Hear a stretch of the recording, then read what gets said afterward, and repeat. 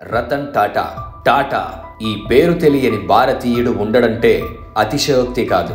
ఉప్పు నుండి ఉక్కు వరకు, టీ నుండి ట్రక్స్ వరకు, ఇలా ప్రతి దానిలో ఈ పేరు వినబడుతుంది. 23 లక్షల కోట్ల రూపాయల విలువతో, సుమారు 8 లక్షల మంది ఉద్యోగులతో మన దేశంలోనే అతిపెద్ద వ్యాపార సామ్రాజ్యంగా టాటా కంపెనీ మొదటి స్థానంలో నిలిచింది.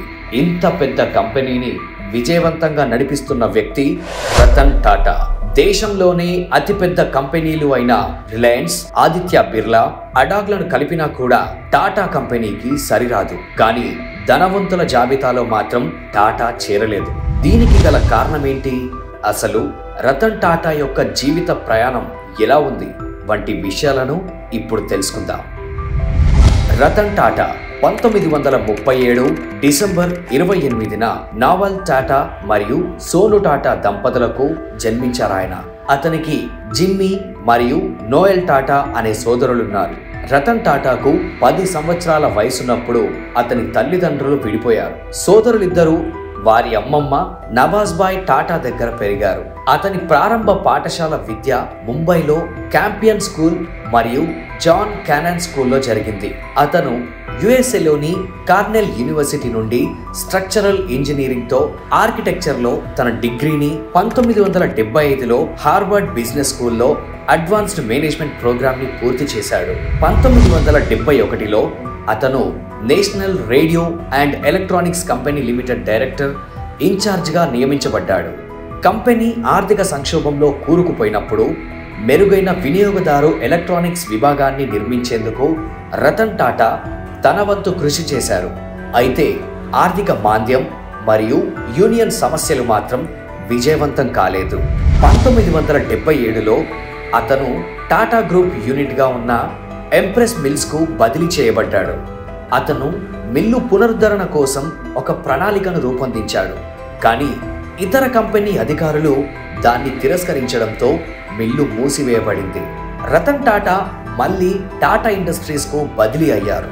ఒకసారి రతన్ టాటా గారు తన కారులో ప్రయాణిస్తుండగా వర్షంలో ఒక స్కూటర్ మీద ఒక భర్త, భార్య, 2 పిల్లలు ఇబ్బంది పడుతూ ప్రయాణించడం చూశారంట. అంతే, వెంటనే ఆయన పేద మధ్యతరగతులకు అందుబాటులో ఉండేలా ₹1,00,000 ఒక కారుని తయారు చేయాలనుకున్నారు. ఈ మాట చెప్పగానే ఎంతో మంది నవ్వుకున్నారు.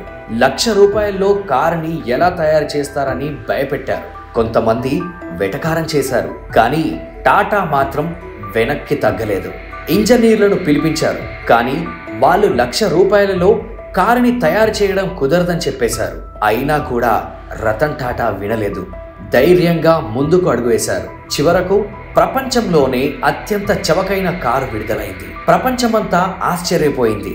అయితే కొన్ని కారణాల వల్ల నానో కార్ కొద్దిగా విఫలమైంది. నానో కార్ తయారు చేయడం వల్ల వేల కోట్లలో నష్టాలొస్తున్నప్పటికీ రతన్ టాటా వాటిని తయారు చేయడం మాత్రం ఆపలేదు. ఎందుకంటే అది ఆయన కలల కారు. కారులో తిరగాలనే ప్రతి పేదవాడి కలను నిజం చేయడమే ఆయన కల. 1991లో జేఆర్డి టాటా టాటా గ్రూప్కు రతన్ టాటాను చైర్మన్గా నియమించారు. అతని బాధ్యతలను నిర్వహించగల సామర్థ్యం గురించి ఆందోళన మధ్య ఇతర అధికారుల నుంచి అభ్యంతరాలు ఉన్నాయి. టాటా గ్రూప్ యొక్క అధికారంలో ఒకసారి రతన్ టాటా సంస్థ యొక్క మొత్తం స్థానాన్ని విజయవంతంగా మెరుగుపరిచారు. అతను డివిజన్ నిర్వహణ మరియు విజన్ను సవరించాడు మరియు డివిడెండ్లను కూడా పెంచగలిగాడు. ఈ కాలంలో అతను వాణిజ్యం మరియు పరిశ్రమల ప్రధానమంత్రి మండలి సభ్యుడిగా కూడా బాధ్యతలను నిర్వర్తించారు. ఆసియా పసిఫిక్ పాలసీ కోసం ర్యాండ్ యొక్క సలహా బోర్డులో కూడా పనిచేశారు. భారతదేశం యొక్క ఎయిడ్స్ చొరవ కార్యక్రమంలో క్రియాశీల సభ్యుడిగా మిత్సుబిషి కార్పొరేషన్ అంతర్జాతీయ సలహా బోర్డు, జేపీ మార్గన్ చేస్, బూజ్ హెలెన్ హెమిల్టన్ మరియు అమెరికన్ ఇంటర్నేషనల్ గ్రూప్లో సభ్యుడిగా కూడా పనిచేశాడు. మనకి తెలియని మరొక విషయం ఏంటంటే రతన్ టాటా పెళ్లి చేసుకోలేదు. ఆయన అమెరికాలో ఉన్నప్పుడు ఒక అమ్మాయితో ప్రేమలో పడ్డాడు. అయితే చదువు పూర్తయిన తర్వాత టాటా అమెరికా నుండి ఇండియాకి రావాల్సి వచ్చింది. ఆ అమ్మాయి కూడా ఇండియాకి రావడానికి సిద్ధపడింది. కానీ అదే సమయంలో ఇండియాకి చైనాకి యుద్ధం జరుగుతుండడంతో ఆ అమ్మాయి భయపడిపోయి ఇండియాకి రాలేదని, అమెరికాలోనే వేరొకరిని పెళ్లి చేసుకుందని రతన్ టాటా ఒక టీవీ ఇంటర్వ్యూలో చెప్పారు. అందువల్ల ఆ తర్వాత ఇక పెళ్లి గురించి ఆయన ఆలోచించనే లేదట. డిసెంబర్ 2012లో తన 75వ పుట్టినరోజున రతన్ టాటా టాటా గ్రూప్ చైర్మన్ పదవికి రాజీనామా చేశారు. Shapoorji Pallonji group managing director గా సైరస్ మిస్త్రీ టాటా గ్రూప్ కొత్త చైర్మన్ గా నియమితులయ్యారు. అతను అక్టోబర్ 2016 నుండి ఫిబ్రవరి 2017 వరకు తాత్కాలిక చైర్మన్ గా వ్యవహరించాడు. టాటా ఇప్పటికీ కొత్త ఆశాజనక వ్యాపార వెంచర్లలో చురుకుగా పెట్టుబడి పెట్టడం వలన పదవి విరమణ అతన్ని వెనకకు నెట్టలేదు.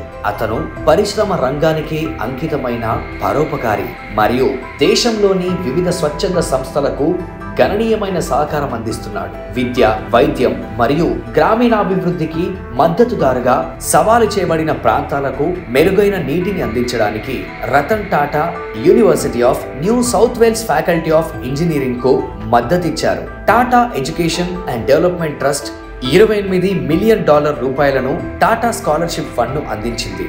ఇది భారతదేశం నుండి అండర్ గ్రాడ్యుయేట్ విద్యార్థులకు ఆర్థిక సహాయం అందించడానికి కార్నెల్ విశ్వవిద్యాలయం అనుమతిస్తుంది.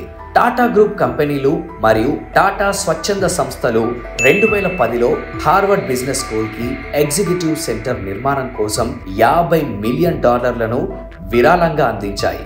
టాటా కన్సల్టెన్సీ సర్వీసెస్, అభిజ్ఞా వ్యవస్థలు మరియు స్వయం ప్రతిపత్తి వాహనాలను పరిశోధించే సౌకర్యం కోసం కార్నెగీ మెల్లన్ విశ్వవిద్యాలయానికి $35 మిలియన్ విరాళంగా ఇచ్చింది.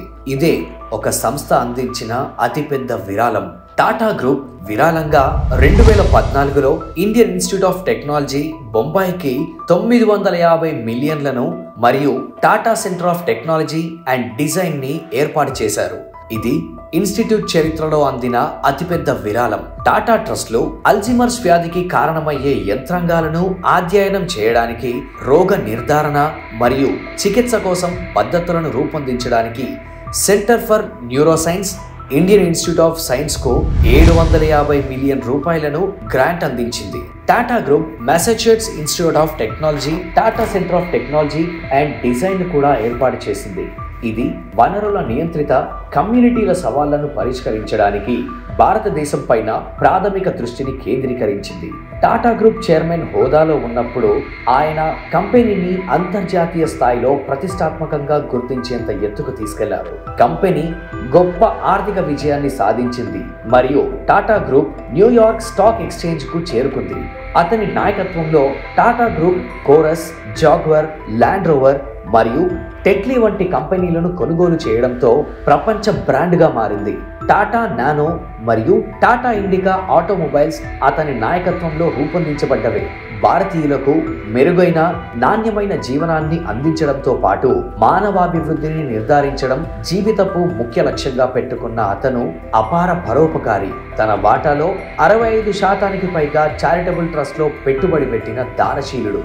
ఇంతటి మహానుభావుణ్ణి మనందరం ఆదర్శంగా తీసుకోవాల్సిందే.